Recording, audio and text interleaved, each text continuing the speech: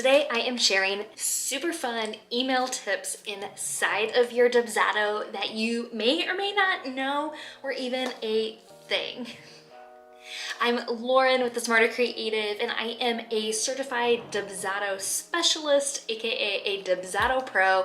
I'm always inside of my own Dubsado and clients' Dubsados. I love it. I set them up, I do all the work, but there are a few things that I have found that are a little sneaky about emails, and I'm gonna show them to you today. The first thing is, I'm sure by this point you can add canned email templates in your overall section of your Dubsado. Did you know where all you could use those though? So if you are inside of a project for your client and you just want to send an email here and you get that little pop-up that comes up in that bookmark image, you can click that and all of your canned email templates will come up. And you can use those here, so you can use them in workflows, but you can also use it directly in the project to send an email, a canned email to a client. I really like this for one-off emails that I want to be using to send to a client that maybe it's not a part of a workflow, but it comes up again and again. Or even I use it a lot in a workflow to change a canned email. I have a current client that does this, and they have a proposal that they'll send out, but they also have a link to start a second project because of how they work with their clients. So my typical send proposal workflow doesn't have that additional link, but I can drop a fresh canned email in there and it will have that additional link with no added brain power on my own because of that lovely canned email. The second one is where you can add a second or third or fourth, however many recipients you need in the email. In workflows, you're only allowed to have one contact, which hopefully they change that eventually, but inside of a one-off email sent to your client in your project, you can actually add a second person. And if actually you have an alternative contact in their profile, that person will automatically be CC'd on any one-off emails that you send to that client in that project. But you can always just type in more emails that you might need to send information to. So maybe there's I don't know, a proposal that has to go out and many eyes need to be on it, you can send it to multiple people. But they just need to know you only need one person to actually act on it, because it's not made for many people to all be filling out and approving things, because then things can get messy and people can approve the wrong things and it gets messy. So use that one with caution. Have you ever had a client that reached out to you and said, hey, I didn't get that email? And you're like, man, I know I sent it to them. What on earth? There is this handy dandy button. When you see their email inbox inside of their project, there's this little resend button. If you click that, a new email is gonna pop up, the exact same one that you sent before, and you can just hit it again, and you can change it as well. It doesn't do it automatically.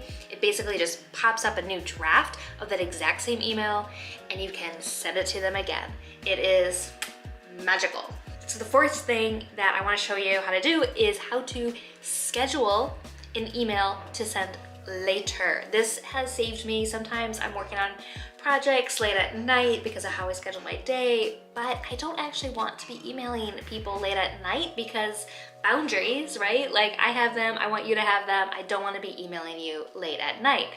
So you can actually put a delay inside of that email, and you can choose either to send it in the morning in 12 hours, or you can schedule a send. And what happens here is you pick a time, and then a new workflow will pop up in their workflow sections, and that workflow is just to send that email. So if you have a super specific time in which you want that email to go out, you can actually go to that workflow and edit that step and tell it exactly the date and time that you want that email to go out. I often just use tomorrow morning because that's why I need the delay, but you might need the delay for a different reason, and that's how you schedule it.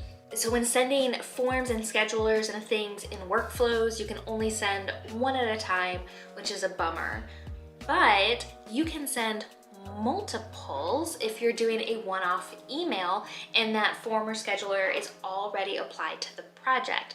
Couple ways to do this, but ultimately you have a open email, and then you can either do it like in sending the scheduler or sending the form, or just a blank email. You can add additional links that are a part of their project. So that's what it looks like here on this screen, and you can drop in more. So you can drop in, of course, the contract or portal or invoice, but you can also drop links to multiple forms and just whatever you need them to have access to right then and there, you can do that. And that is a huge lifesaver. If you have 2 forms that you want to follow up on them with that they need to complete, you can link to both of them right there. And that's only manually. That doesn't work in a workflow, unfortunately, but it's really nice that it's there for you. The last thing I want to hit on is actually in your email signature. So I love the email signature piece inside of it. So it's in canned emails, and you find your email signature, and here you can adjust it. And there's a couple different ways you can do it, right? If you've never touched it before, Dubsado automatically just says thanks or something like that.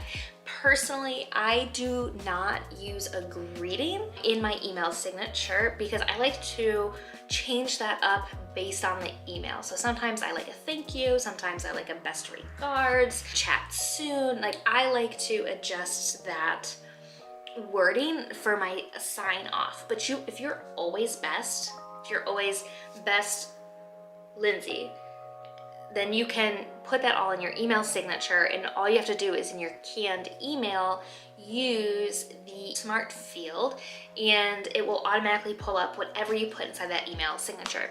So if you're on a team and multiple people will email off of it, hopefully you're using like a super generic email, because the business only has one email attached to it. So if you have your logo, hopefully it's just like a company logo and website, super generic. And that way, anytime you sign off an email, you can say, thanks, Sally, thanks, Bob, thanks. Like, you can sign it off by whoever's actually sending that email. So don't put your name in it if you're working with a team all inside of that Dubsado, but if it's just you, you can put your name in it. And if you sign off the same, you can put your sign off on it. But again, I like to have my sign off separate, and then I just put my name, my email signature. If you like my email signature, I have a freebie for you down below so you can grab your own template for this. I'd love to serve you in that way. It's built out in Google Docs, and you just customize your own image if you like it, all your wordings, all of that, and then copy and paste as a table inside of that. So you copy and paste that entire table, and you drop that into your Dubsado email signature, and also put it in your Google signature or your Outlook, like wherever you do your email. You keep it the same across any place that you're sending emails for consistency with your brand and working with you. I'm so excited. If you need even more help within your Dubsado, I'd love to chat. I have a free clarity call link down below, and I also have templates, including a Notion workflow dashboard where you can do like a DIY setup. It just really is helpful in figuring out what forms you need to make, what canned emails you need to make, what schedulers you need to make, and then putting the workflows together to do it all. That link is also down below. And if this video was helpful to you, I hope you give it a thumbs up and subscribe to my channel and turn on notifications. I'm putting new videos out every week to help you inside of your Dubsado and all of your systems inside of your creative small business. I will see you guys next week.